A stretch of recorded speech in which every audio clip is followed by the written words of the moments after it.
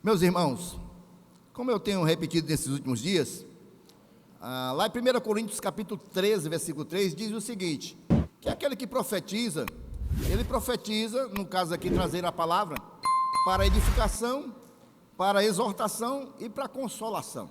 E esta noite, irmãos, o Senhor me faz trazer uma palavra aqui de consolação, de ânimo, uma palavra de esperança.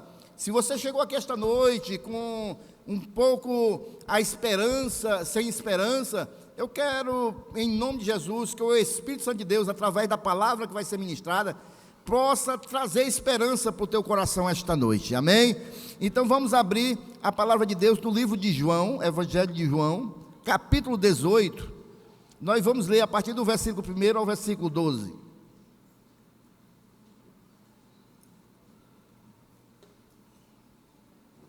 Quem for achando, glorifica ao Senhor. Ainda estou ouvindo algumas folhas de Bíblia sendo passadas, vou aguardar mais um pouquinho.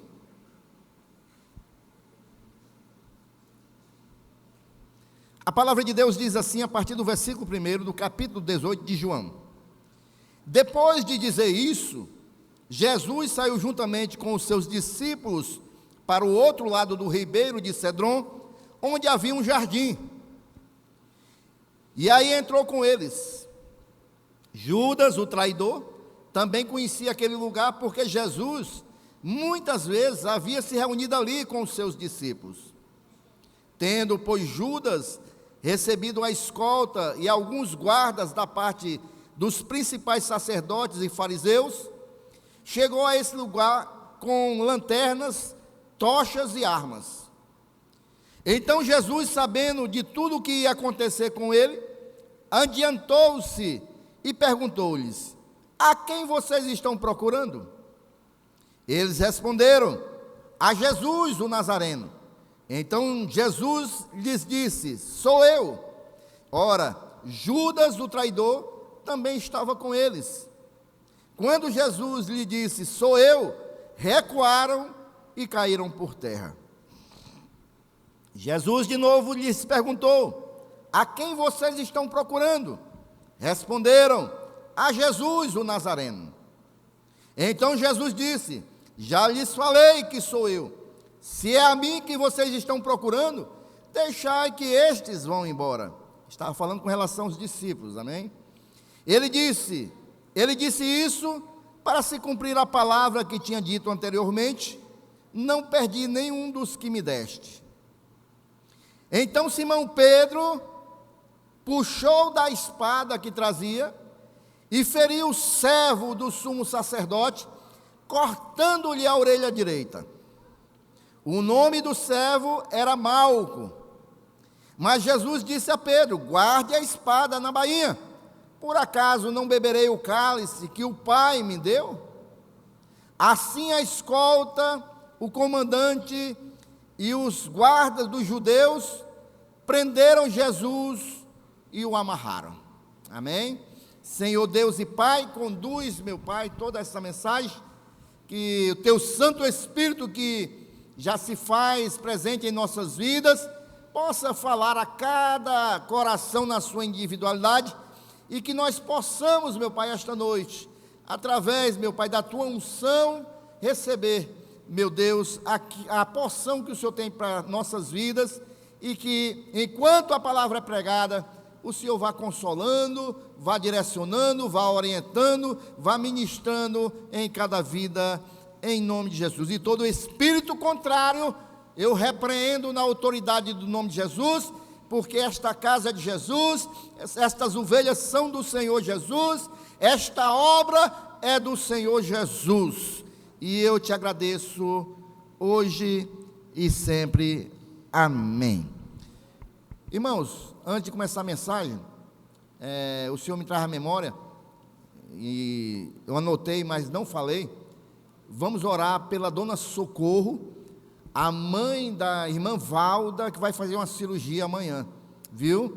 Aí o Senhor está me lembrando, eu anotei aqui e acabei esquecendo de falar. A dona Socorro, a mãe da irmã Valda, por isso que ela não está aqui esta noite, Inclusive o Danilo e a irmã Valdo estão aniversariando também de casamento, né? Mas nós vamos orar numa próxima data. E ela vai fazer uma cirurgia amanhã pela manhã, e que você coloque o nome da Dona Socorro nas suas orações. Amém? Meus irmãos, esse texto que nós acabamos de ler aqui, vamos meditar nele nesta noite. Essa história, irmãos, ela está nos 4 evangelhos, escrita em Mateus, Marcos, Lucas e João. Logicamente, cada um dos evangelistas tem um olhar diferenciado para esta mensagem. Algumas poucas diferenças. Enquanto os 3 evangelistas, Mateus, Marcos e Lucas, não falam no nome desse homem que foi cortado, a sua orelha decepada. Somente aqui em João, nós podemos saber que o nome dele é Malco, tá certo? É o único que cita o nome desse homem, é João. E, aliás, é o único que cita que foi Pedro que cortou a orelha de Malco. Somente no livro de João. E também nós podemos ver, irmãos, aqui nos evangelhos, que Lucas é o único que cita que Jesus, após Pedro ter cortado a orelha de Malco, Jesus pega a orelha de Malco e coloca no lugar e sara. O evangelho não fica bem claro se esse corte da orelha de Malco foi um corte completo, que a orelha caiu, ou se ficou pendurada, ou foi um corte que feriu. Só se sabe que Jesus colocou a mão naquela orelha e colocou no lugar, e ali houve um grande milagre. Nós vamos estudar na escola bíblica, né, os milagres do Novo Testamento. Esse foi um dos grandes milagres. Jesus vai e coloca a orelha desse homem, Malco, no lugar. E essa história, irmãos, ela se passa na noite ali angustiante, em que Jesus estava, depois da ceia, ele vai para o jardim do Getsêmani, com alguns discípulos, e ele estava ali, irmãos, tão angustiado, e vai orar, e soa ali gotas de sangue, e já era de madrugada, irmãos, quando ele está ali exortando os discípulos para orarem com ele. Os discípulos todo o tempo dormindo, já era de madrugada, quando chega ali, irmãos, Judas, o traidor, com algumas pessoas enviadas pelos sacerdotes e os fariseus, para prender Jesus. O objetivo deles era prender Jesus. Era noite, tudo estava escuro, e Judas havia combinado com aquelas pessoas, dizendo: olha, aquele que eu beijar a face, esse é o Jesus que vocês vão prender. Então Judas chega ali para Jesus, dá um beijo na face de Jesus, e Jesus simplesmente diz: ô Judas, com um beijo tu trai o filho do homem? E quando os guardas vieram prender Jesus, Pedro, que sempre foi meio imprudente, Pedro, que sempre foi meio alvoroçado, e quando ele vê os guardas se dirigindo para Jesus, ele puxa a espada e corta a orelha de Malco, né? E Jesus vai, pega a orelha e coloca no lugar. Nós vamos tirar algumas lições para nossas vidas com relação a essa passagem, irmãos. Em primeiro lugar, nós vamos aprender quem era esse Malco, irmãos, porque muitas pessoas têm tido uma interpretação errônea. Malco, irmãos, aqui dessa história, era um servo do sacerdote, irmãos. Muita gente diz que era um soldado, né, que Pedro cortou a orelha. Mas a gente pode ver aqui, através do versículo 10, do capítulo 18, que nós acabamos de ler, que ele era um servo do sacerdote. Veja bem, então Simão Pedro puxou a espada que trazia e feriu o servo do sumo sacerdote, cortando-lhe a orelha direita. Então, irmãos, ele era um servo. Malco não era um soldado, ele era um servo do sacerdote, quer dizer, alguém que servia o sumo sacerdote, E esses que serviam o sumo sacerdote, irmão, no templo, eles almejavam um dia chegarem a ser sacerdote também. Fazia parte, irmãos, da sua trajetória para um dia serem sacerdote. Porque, irmãos, para se tornar um sacerdote naquela época, eles tinham que estudar pelo menos de 5 a 8 anos a Torá, a lei de Moisés, muitas das vezes decorando toda a lei, e também, irmãos, fazia parte, irmão, do trabalho no templo, cuidando dos utensílios no templo, porque o templo, irmãos, tinha muitos utensílios.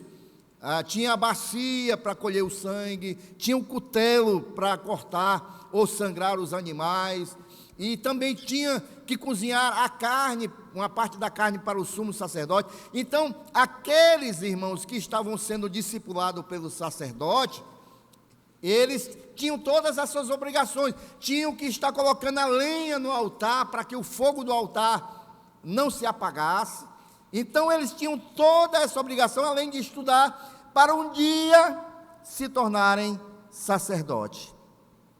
Os irmãos estão acompanhando aí, irmãos? Então, esses servos acompanhavam o sacerdote constantemente. E esse é o verdadeiro discipulado, né, irmãos?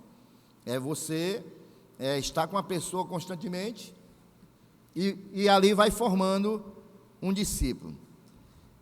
Mas além disso tudo, irmãos, além de servir o sumo sacerdote, o servo, para um dia ser sacerdote, que era esse o desejo do coração dele, há algo de fundamental importância e que era um requisito da lei, que está lá em Levítico 21, versículo 17. Olha só o que dizia para a pessoa chegar a ser um sacerdote. Levítico 21, versículo 17.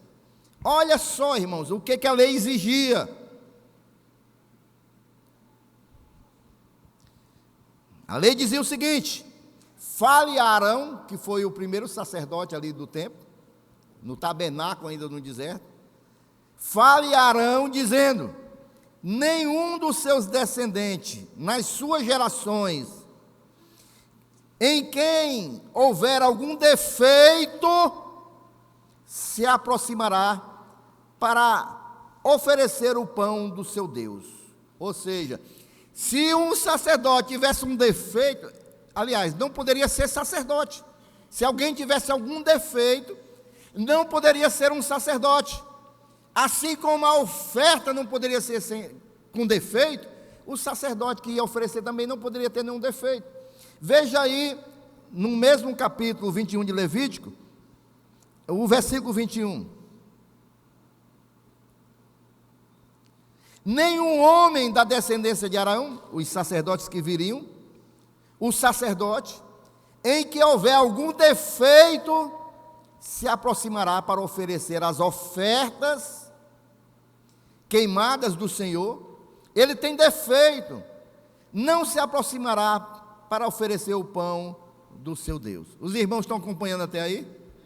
Então nós estamos falando de Malco, alguém que sonhava em ser um sacerdote, mas agora, irmãos, a orelha dele é cortada, a orelha dele é decepada, e nós estamos vendo que o sacerdote não poderia ter nenhuma deformação do seu corpo, nenhum defeito físico, mas Malco, agora, irmãos, ele que estava se preparando para ser um sacerdote, mas agora, pela lei de Moisés, o sonho dele estava terminado, estava acabado. Por quê? Porque ele ia ficar com um defeito, com a orelha decepada.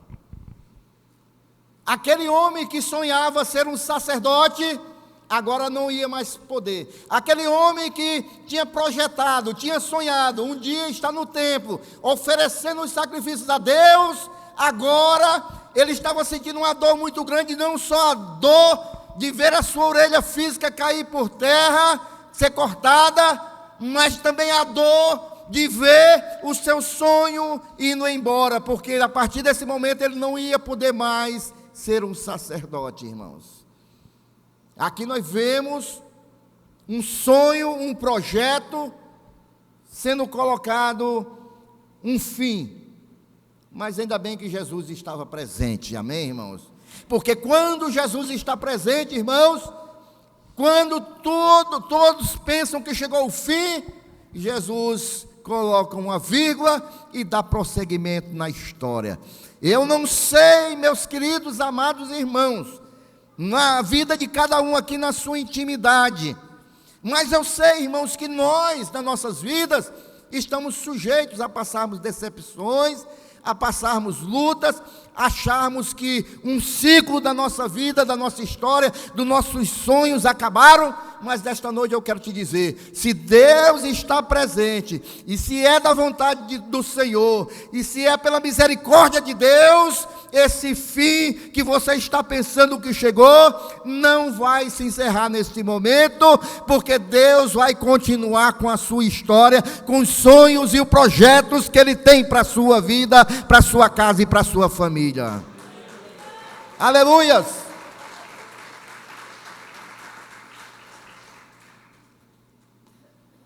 Eu quero também aqui, irmãos, dizer uma coisa, que Malco, esse servo, ele estava indo na direção errada.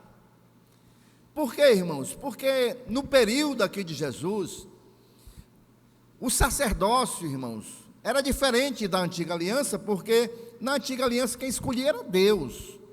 Aqui na nova aliança, esse sacerdócio aqui, irmãos, eles estavam corrompidos.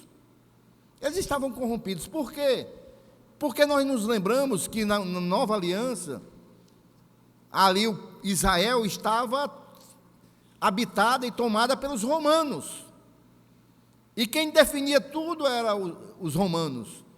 Inclusive, o sumo sacerdote dessa época era Caifás, e ele não tinha sido colocado por Deus, mas tinha sido colocado por Herodes, que era o governador da região. Por conchavos políticos, ele colocou Caifás para Caifás, mesmo à frente da religião judaica, está aliado com Roma. Eles tinham um certo acordo, um interesse político, né? E sempre que necessário, Roma e a religião judaica, eles entravam em algum acordo. Então Caifás, irmãos, ele era um invejoso, ele era maldoso. Pelo próprio julgamento de Jesus, nós conhecemos a personalidade de Caifás. E andava por motivações erradas. Ainda que Malco, irmãos, o coração de Malco, ele estivesse indo na direção errada, porque ele estava obedecendo a Caifás, dessa missão, ainda que ele tivesse ali sendo corrompido no seu coração, irmãos, a gente pode entender que Malco, irmãos, ele estava sendo influenciado e ele pensava que estava fazendo a coisa certa, porque era o desejo dele ser sacerdote. E como ele tinha uma admiração pelos sumos sacerdotes, ele achava que estava fazendo a obra de Deus, irmãos. Mesmo perseguindo Jesus, ele pensava que estava fazendo a obra de Deus. Porque ele tomou toda a sua vida, irmãos, em função disso, de se tornar um sacerdote. Era o desejo do coração dele. Mas, na verdade, irmãos, Malco era um homem que se achava na multidão errada. Malco, irmãos, ele estava defendendo a causa errada e ele se envolveu com pessoas erradas. Porque, irmãos, não era isso que Deus queria para aquele povo. E a gente tem que ter cuidado, irmãos, e vigiar com quem nós estamos andando. A gente tem que ter atenção, irmãos, com quem nós estamos nos envolvendo. A gente, irmãos, tem que prestar atenção quais são as pessoas que estão nos inspirando, quais são as pessoas que estão influenciando a nossa vida. Embora ele tivesse esse desejo no seu coração de ser um sumo sacerdote, ele não observou que aqueles que estavam ali naquele período estavam corrompidos. Os irmãos estão compreendendo, irmãos? A palavra de Deus diz em Ezequiel, capítulo 18, versículo 9, um alerta do profeta dizendo: andando nos meus estatutos e guardando os meus juízos e procedendo segundo a verdade, o tal justo certamente viverá, diz o Senhor nosso Deus. Então, irmãos, o que Deus está falando é que se nós andarmos nos estatutos dele, se nós andarmos na verdade de Deus, com certeza nós vamos viver prosperando, irmãos, e prosperar. Não é porque a multidão, irmãos, está indo numa direção que nós devemos ir. Malco, ele achava, pelo fato da quantidade de sacerdote, porque todos respeitavam aquele sacerdote, mesmo sendo corrompidos, ele estava obedecendo a Deus. Não, irmãos, não é porque a maioria, irmãos, está entrando no barco que nós vamos entrar, não. E deixa eu falar uma coisa para a igreja, um alerta para a igreja, nesses dias que nós estamos vivendo, porque, irmãos, até os cristãos, irmãos, estão entrando no barco da maioria, porque a mídia, os jornais, a televisão falam uma coisa, muitos estão entrando, não é, realmente as coisas não são bem assim, a gente tem que reavaliar. Tem cristão, irmãos, até defendendo, por incrível que pareça, a ideologia de gênero, enquanto a palavra de Deus, a Bíblia nos afirma que Deus criou o homem e a mulher. E aí tem cristãos que já estão acreditando, não, a pessoa vai decidir o que ela quer ser. E eu pergunto a você, meus irmãos, a pessoa pode decidir o que quiser. Ela pode ser um homem e se achar uma mulher. Ela pode ser uma mulher e dizer que é homem. Mas no final das contas, aquele que se acha mulher, mas sendo homem, ele vai procurar um urologista quando precisar de um médico. E aquele que é homem e acha que é mulher, ele vai procurar uma mulher médica. Porque, irmãos, não interessa. O biológico não mente. Deus não mente. A palavra de Deus não mente, irmãos. E nós não podemos ir porque a multidão está dizendo que é isso que é certo. Os irmãos estão compreendendo? E eu estou falando isso, irmãos, aqui, respaldado pela Constituição brasileira, que me dá o direito de crença, e a própria Constituição diz lá no seu artigo 1º, que a família é constituída por um homem, uma mulher e a sua prole. É a Constituição brasileira que diz isso. E aí, meus queridos e amados irmãos, acima da Constituição, eu creio na Constituição dos céus, que é a palavra de Deus, que diz que Deus formou o homem e a mulher, e acabou-se a história. Não é porque a maioria está dizendo, não é porque o artista, que é bonitão da Globo, ganha muito dinheiro, é cheio de gente atrás dele, está dizendo, eu vou acreditar. Não. Eu fico com as verdades da palavra de Deus. Não é porque a multidão está indo na direção que nós devemos ir, irmãos. Se a direção da maioria, que a maioria está seguindo, irmãos, não é uma direção de Deus, fique com a minoria. Fique com a minoria, mesmo que as pessoas vão dizer, ei, você é bobo, você é isso, você é aquilo, não interessa. Interessa é o que Deus está dizendo lá no céu. Mesmo que as pessoas venham nos confrontar, não interessa, porque nem sempre a maioria está certa, irmãos. Nem sempre a maioria está certa. Não seja, como já diziam nossos avós, uma Maria vai com as outras. Não, você é guiado pelo Espírito Santo de Deus. Amém, meus irmãos? A Bíblia, irmãos, ela afirma em Êxodo 23, 2. Êxodo 23, 2. Não seguirás a multidão para fazeres o mal, nem numa demanda falarás, tomando parte com a maioria, para torcer o direito, para torcer a verdade. Não tome parte da maioria para querer desfazer as coisas. Cuidado, meu irmão, nem sempre a maioria está certa. Lembre-se sempre que no meio da multidão que conduzia Jesus, que entrou em Jerusalém, eles iam dizendo para Jesus, Hosana, bendito que vem em nome do Senhor.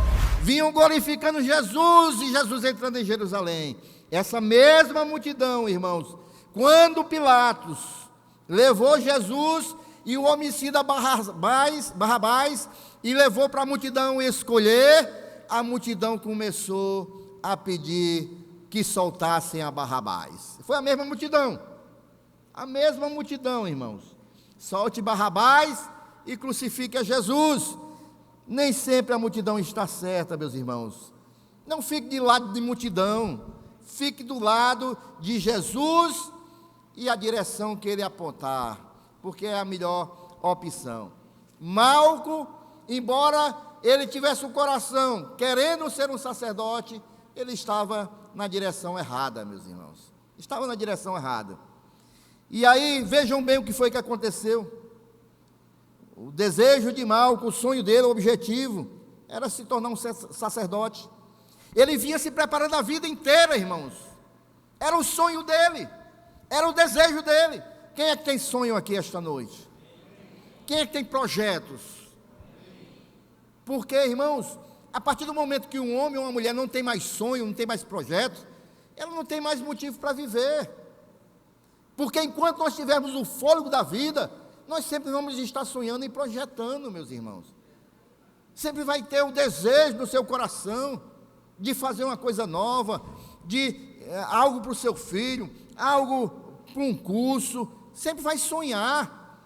Porque enquanto nós tivermos vidas, nós como seres humanos, nós sempre vamos estar projetando, sonhando, almejando crescer de alguma maneira.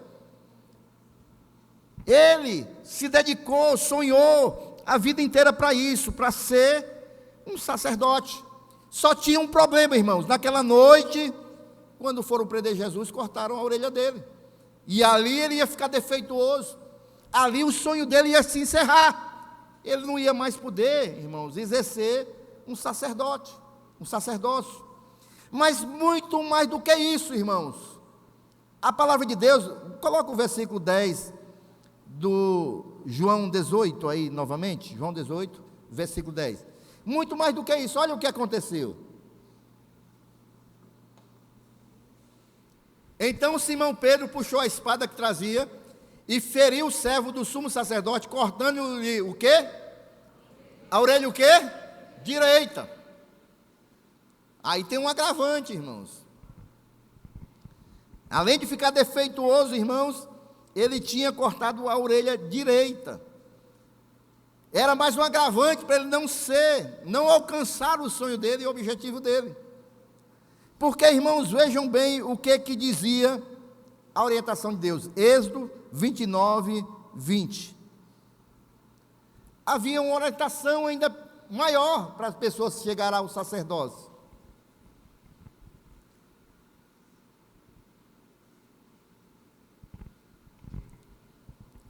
Havia mais exigências, irmãos. Mate o carneiro, olha aí como era consagrado o sacerdote. Mate o carneiro, pegue um pouco do sangue do carneiro, logicamente, e coloque-o na ponta da orelha, o que, irmãos? Direita de Arão. Na orelha direita de Arão, e na ponta da orelha direita de seus filhos, bem como sobre os polegares da mão direita deles, e sobre o polegar do pé direito. Então, para ser consagrado a sacerdote, e isso, irmãos, era um ritual, antes do sacerdote ir oferecer o sacrifício, na orelha direita. Qual foi a orelha de Malco que foi cortada, irmãos? Direita, irmãos. Então, irmãos, toda vez que o sacerdote ia ungir, tinha que ser feito esse ritual na orelha direita. E agora Malco, além de estar defeituoso, ele não ia poder ser consagrado na orelha direita. Mais um impedimento para ele não ser um sacerdote, mais um impedimento para o sonho dele, o projeto de vida dele, aquilo que ele desejava no coração dele. Lá em Levítico 14, 14, também orienta sobre isso. Presta atenção aqui, irmãos. Olhe para cá. Fique ligado para você compreender o que Deus quer falar conosco esta noite. O Senhor disse a Moisés, quem foi que disse? O Senhor. O sacerdote pegará um pouco do sangue da oferta pela culpa e o porá sobre a ponta da orelha, o quê? Direita daquele que tem de purificar-se, sobre o polegar da sua mão direita e sobre o polegar do pé direito. O sacerdote, antes de oferecer a oferta, ele tinha que se purificar. E a purificação era feita assim, com o sangue do animal, colocando na orelha direita. Além, irmãos, de Pedro cortar a orelha direita de Malco, ele perde uma das partes mais importantes no requisito para ser um sacerdote. É como se naquele momento toda a sua vida, todo o seu preparo, todos os seus sonhos caíssem no chão, por terra. Eu não sei se você já passou por uma situação assim. Você se projeta, você se prepara, você estuda, você economiza, você guarda para realizar aquele sonho, mas rapidamente acontece alguma coisa e tudo aquilo cai por terra. Tudo aquilo se desfaz. Tudo aquilo acaba. Eu não sei, meus queridos e amados irmãos, se há alguém aqui esta noite que estava sonhando com algo, estava projetando algo, estava apresentando até a Deus, mas da hora para outra se desfez, e você fica sem compreender, sem entender, você se recolhe em si mesmo decepcionado, se recolhe em si mesmo triste, achando que não vai ter mais nenhum tipo de solução e de saída para a sua vida. É como Malco, que naquele momento que a orelha dele é cortada, ele vê tudo aquilo se desfazendo. Era como se alguém estivesse dizendo para Malco: você não pode mais ser sacerdote, você não serve mais para isso, esqueça isso. Já disseram isso para você alguma vez, meu irmão? Já disseram isso para você alguma vez? Ei, esqueça isso. Não adianta você tentar.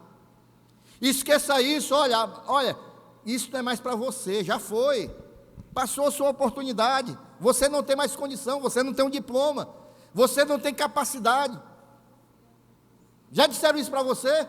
Ei, desista dele, não adianta. Aí nem Deus. As pessoas às vezes dizem isso: desista disso aí, rapaz, não tem jeito. Já falaram isso para você, irmãos? Quem sabe em algum momento da sua vida cortaram também a sua orelha, né? Não no sentido físico, mas no sentido espiritual. Cortaram a orelha, dizendo: não tem mais jeito, acabou-se aqui. Talvez, irmãos, alguém nesse sentido espiritual que eu estou ministrando aqui, disse para você que não podia mais, que você era desqualificado para aquilo a partir daquele momento. Sabe, irmãos, nós encontramos muitas pessoas cortadores de orelhas no dia de hoje, para tentar, irmãos, nos barrar naquilo que a gente sonha nos nossos corações, que a gente projeta nas nossas vidas. Até mesmo, irmãos, sonhos comuns nas nossas vidas. Quais são os sonhos comuns nas nossas vidas? A gente quer um filho bem educado, amém? Ou é só o pastor? A gente quer que nossos filhos prosperem, a gente quer que nossos filhos eles alcancem os objetivos deles. A gente, irmãos, a gente sonha também. A gente quer um lar abençoado, a gente quer uma condição de vida melhor, a gente não quer viver aperreado. É ou não é, igreja? É verdade, irmãos. Mas aí, irmãos, se a gente começa a falar os nossos sonhos para as pessoas: ah, mulher, tu não sabe de uma coisa, eu estou juntando dinheiro para fazer isso. Aí a mulher vai e diz: ih, tem jeito não, rapaz. Rapaz, esquece isso, cortador de orelha. Está cheio de cortador de orelha por aí, destruindo o sonho e as vontades das pessoas. Então, vigia, meu irmão, para quem você anda abrindo a sua vida, os seus sonhos, os seus projetos. Porque às vezes a gente está tão empolgado, crendo tanto nas promessas que Deus nos faz. Às vezes a gente está tão feliz, irmãos, crendo que aquilo vai se realizar, que a nossa vontade é compartilhar com os outros. Mas só que quando a gente vai compartilhar com os outros, a gente compartilha com os cortadores de orelha. Não, isso aí não tem jeito não. A partir de hoje, acabou-se. Isso é sonho, rapaz. Você não tem condição. A Bíblia está cheia, irmãos, de exemplos para nós, de pessoas, irmãos, que tiveram espiritualmente, né, estou falando, as suas orelhas cortadas, os seus sonhos cortados. A gente vê, irmãos, a vida de Jefté, irmãos. Quem era Jefté? Jefté, irmãos, ele nasceu de algo que não era do agrado de Deus. Por exemplo, o pai dele, o Gileade, teve um relacionamento com uma prostituta, e desse relacionamento nasceu Jefté. E aí o que acontece? Jefté, quando estava rapazinho, os irmãos dele, que eram do pai dele mesmo e da madrasta dele, né? Não da mesma mãe dos irmãos. Os irmãos disseram: olha, você não pode mais morar aqui com a gente não, você vai querer a herança, vaza daqui, vai embora, porque você é filho de uma prostituta. Expulsaram ele. Jefté vai embora para uma localidade chamada Tobi, e ali, irmãos, ele começa a se juntar com pessoas de má índole, assim como Davi, quando foi para a caverna, e as pessoas começam a se juntar com ele, porque ele tem uma certa de liderança. Mas para ele, irmãos, ele não tinha mais esperança. Ele foi expulso da família. Ninguém queria conversa com ele, irmãos. Nem o seu pai o defendeu quando os irmãos botaram para fora. A mãe era prostituta. Os irmãos não queriam conversa com ele. E ele viveu numa terra distante, com pessoas desconhecidas, orelha cortada, sonhos desfeitos. Não tinha família, não tinha ninguém. Mas aqueles que o expulsaram ele, irmãos, um dia precisaram dele, porque a terra deles foi invadida pelos inimigos, e aí ele se lembra de Jefté. Rapaz, Jefté está vivendo com um bocado de pessoa lá, está liderando, vamos atrás dele para nos ajudar a defender dos inimigos. Aí chega uma Jefté: rapaz, nós estamos precisando de você, a nossa terra foi invadida, os inimigos estão dando em cima. E aí, queridos e amados irmãos, esse Jefté, que foi rejeitado pela mãe, pela madrasta, pelos irmãos, pelo pai Gileade, e até pelos anciãos da cidade, né? Esse Jefté, irmãos, que nos momentos que ele estava sozinho, parece que Deus não estava fazendo nada.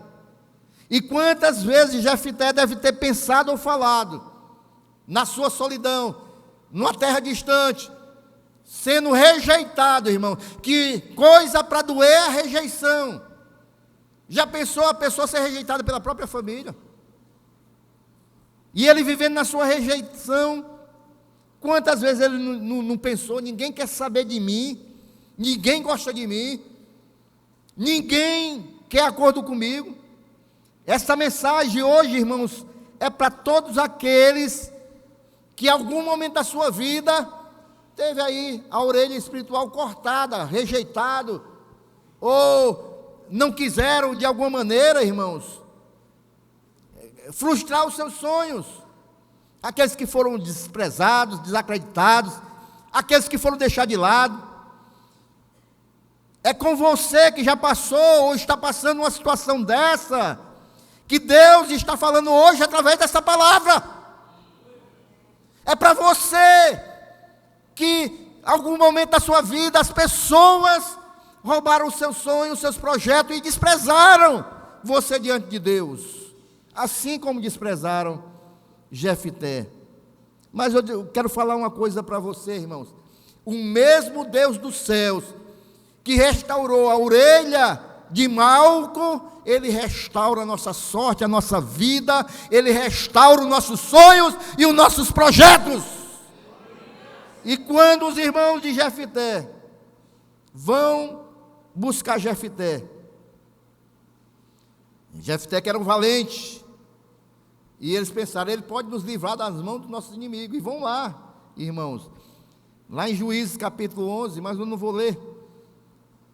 Resumindo, irmãos, Jefté aceitou, foi, lutou, venceu, e aí adquiriu o respeito dos irmãos, de toda a sociedade, e ele foi colocado como juiz, e foi um dos juízes de Israel. Sabe por quê? Porque por mais que tentem cortar as orelhas espirituais dos nossos sonhos, das nossas vontades. Há um Deus que restaura, há um Deus que opera. Ei, deixa eu te dizer, talvez você chegou aqui esta noite desta maneira, achando que não tem jeito para essa situação, para essa sua causa. Eu quero dizer que há um Deus, e Ele está aqui esta noite. É o Deus que nós servimos, é um Deus que restaura, é um Deus que opera, e Ele quer operar nas nossas vidas. Se você crê, esta noite Ele pode intervir nessa causa.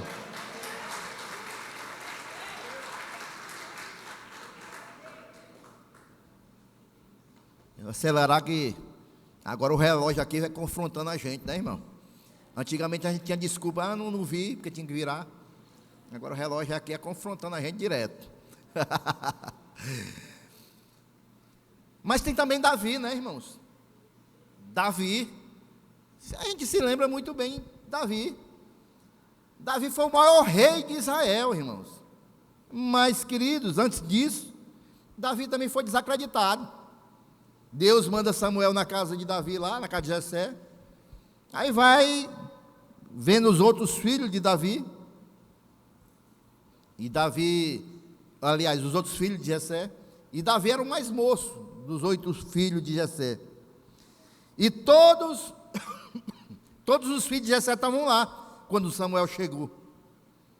Talvez chegou alguém para Davi, lá no campo, onde ele estava fedendo a esterco de ovelha, e perguntou para Davi: ei, Davi, tu não vai não, rapaz, está tendo banquete lá na tua casa, rapaz, o profeta está lá, os irmãos estão todos reunidos, a família. E Davi: não, rapaz, não me chamaram não, mandaram foi eu vir cuidar aqui das ovelhas. O que você está fazendo aqui, Davi?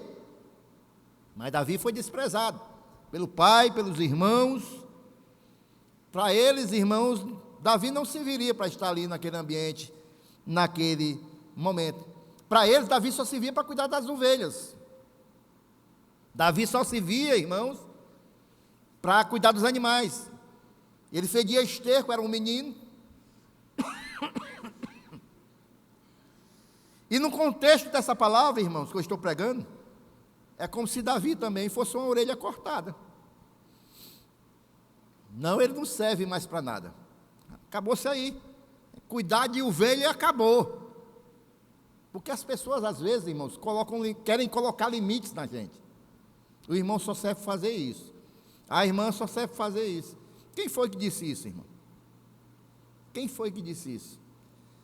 Eu ontem estava na reunião dos pastores, e o pastor que levou a palavra, ele disse algo muito interessante. Ele disse que na igreja dele, irmãos, ele parou de olhar para os... Como foi que ele chamou? Ele chamou uma palavrinha... Quis dizer os estrelas. Ele parou de olhar para os estrelas. Aqueles que têm boa dicção, que pregam bem, que falam bem. E a partir do momento que ele parou de olhar e buscar as estrelas, ele começou a investir só nos... O ministério dele mudou. O ministério dele mudou, irmãos. E é isso que... Não que ele não está trabalhando com os bons pregadores, que tem que trabalhar, mas... Cada um de nós tem um chamado, irmão, na casa de Deus. E há muitos talentos aqui que estão parados, escondidos. Você pode não servir para pregar, mas o seu chamado pode ser para outra coisa, para ser um profeta, para ser um conselheiro, para ser um homem ou uma mulher de oração. Amém, irmãos? E aquilo que Deus tem para a sua vida, Deus vai usar e você vai fazer com excelência. Então, meus queridos e amados irmãos, Davi estava lá. Mas aí, irmãos, Jessé, quando vê os irmãos tudinho, e Deus disse: não é nenhum desses não. Mas Jessé disse: mas não é nenhum desses não, são todos postura de rei. Aí Deus diz: não olhe para a aparência, 1 Samuel 16, 7. Não olhe para a sua aparência, nem para a sua estatura, porque o tenho rejeitado. Porque o Senhor não vê como vê o homem, pois o homem olha para a sua aparência, mas o Senhor olha para o coração. Para o coração. Aí Samuel pergunta a Jessé: cadê? Acabaram os homens aqui? E aí Jessé disse: não, acabaram não. Me lembrei agora, ó rapaz. Tem um menino meu, mas não sei nem se adianta chamar não, é um menino.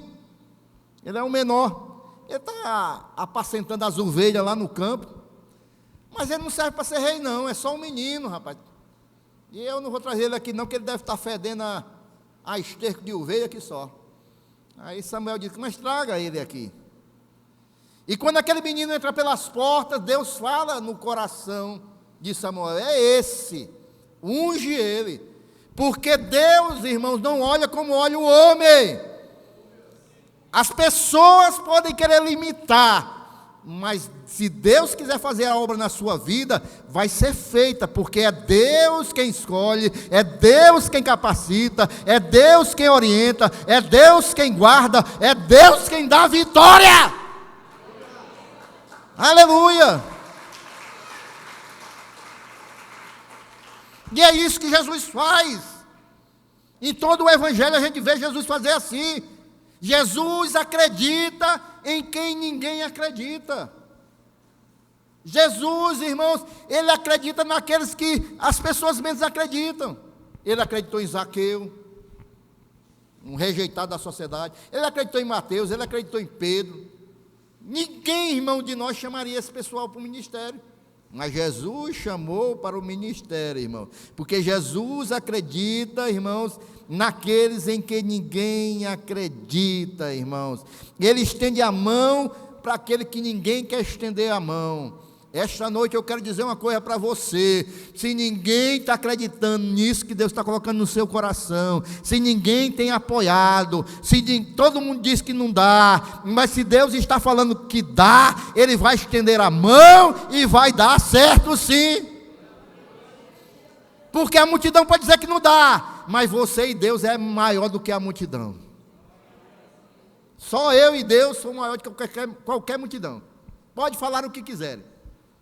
Mas se estiver com Deus, a gente pode todas as coisas, amém?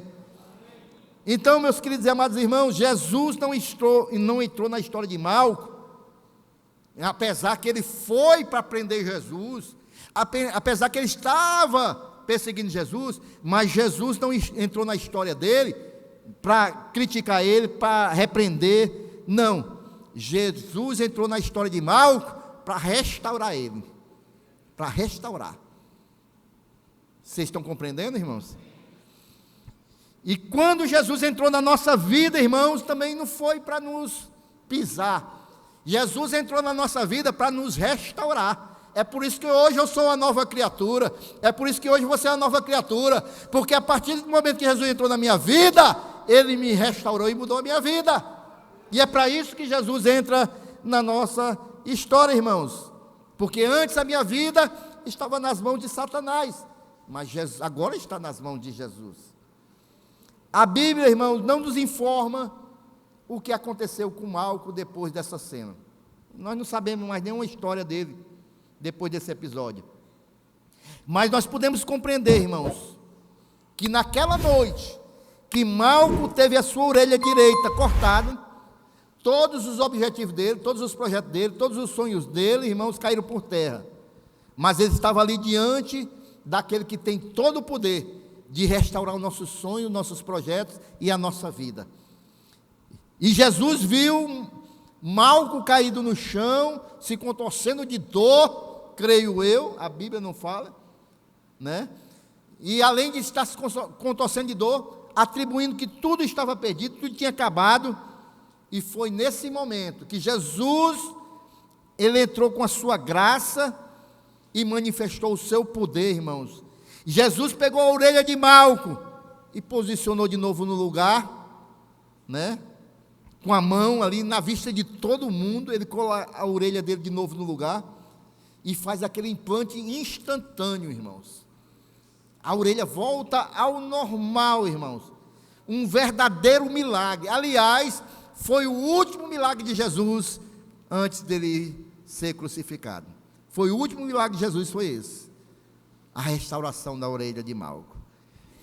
Jesus não restitui apenas a orelha direita de um homem. Jesus restitui nossos sonhos. Jesus restitui nossos projetos. Eu estou cansado de ver gente na casa do Senhor, pessoas que não tinham nada na vida, não tinha projeto nenhum, pessoas que eram rejeitadas pela sociedade, hoje são homens e mulheres de Deus, porque Jesus restituiu a dignidade e a vida nossa, queridos irmãos. E isso que Jesus quer fazer nas nossas vidas hoje. É isso, irmãos. Ele quer restaurar aquilo que foi cortado. Ele quer restaurar, irmãos, nossos sonhos. Ele quer colocar no nosso coração novamente a esperança que foi perdida. Eu não sei se você está aqui esta noite e já perdeu a esperança por algo, mas Jesus esta noite Ele quer restaurar. Jesus Ele quer restaurar, irmão. Quem sabe hoje você é um álcool e teve um encontro com algum Pedro por aí que cortou a tua orelha espiritual, né, irmãos? Alguém que tentou frustrar os teus sonhos, os teus objetivos, mas Jesus está aqui esta noite para restaurar, assim como Ele fez com Malco. Eu quero terminar, irmão, dizendo que ainda não é o fim, ainda não é o fim. Jesus Cristo, Ele pode reconstruir aquilo que foi quebrado. Jesus, Ele pode restaurar aquilo que foi cortado. Jesus pode restaurar aquilo que você pensa que foi o fim, e esta noite Ele está aqui, e Ele pode fazer sim, se for da vontade dEle. A nossa posição aqui é de fé, a nossa posição aqui é de dizer: Senhor, eu estou aqui precisando do Senhor, da mesma maneira que o Senhor restaurou a orelha de Malco, restaura a minha paz, o meu sonho, a minha esperança, a minha vida esta noite. E se você tem esse desejo no seu coração, fique de pé esta noite glorificando ao Senhor.